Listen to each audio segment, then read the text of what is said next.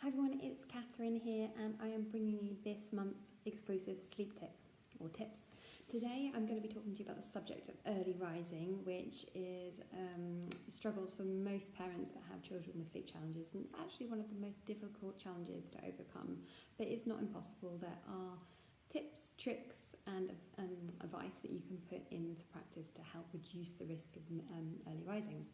So today I'm sharing with you 3 top tips, or 4 actually, but 3 of them are practical tips and one of them is another additional tip for you.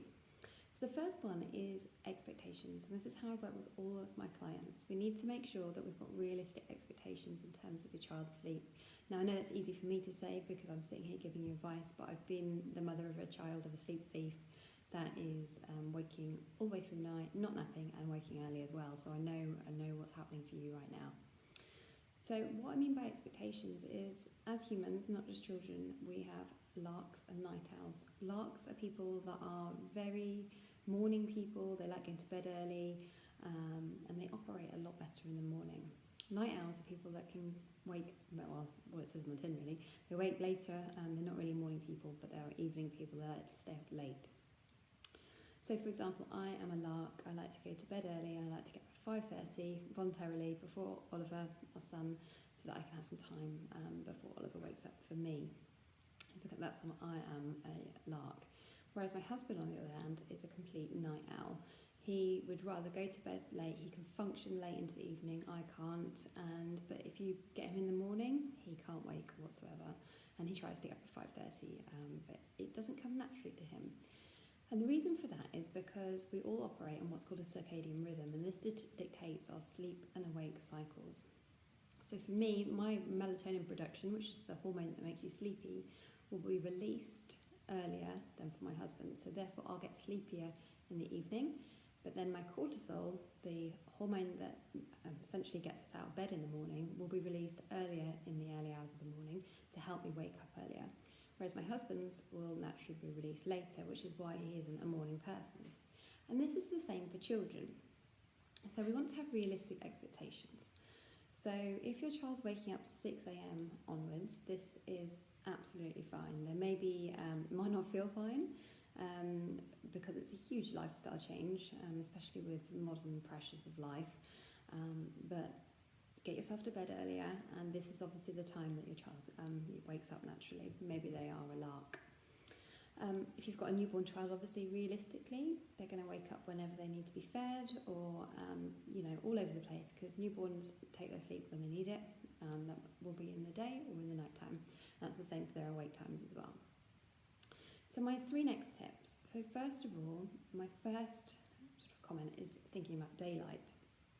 So daylight is really important for regulating sleep and awake cycles, and it's almost like a double-edged sword. We need to spend at least 20 minutes a day outside, preferably in the morning where possible, where the daylight hits our eyes and releases cortisol, which is the awake hormone.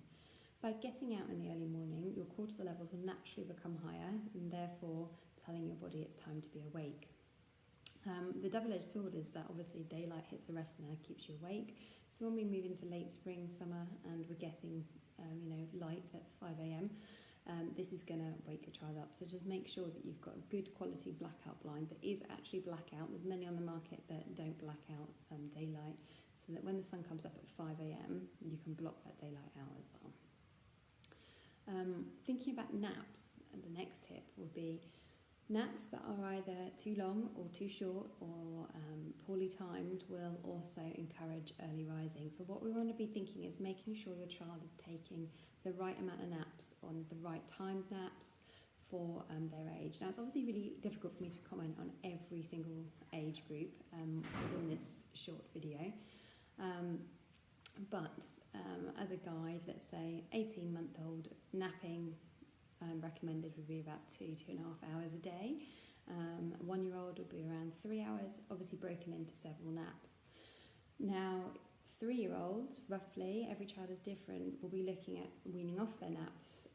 So therefore, if they're taking 2 hours a day, then that may mean they're waking up in the morning because they're taking too much daytime sleep.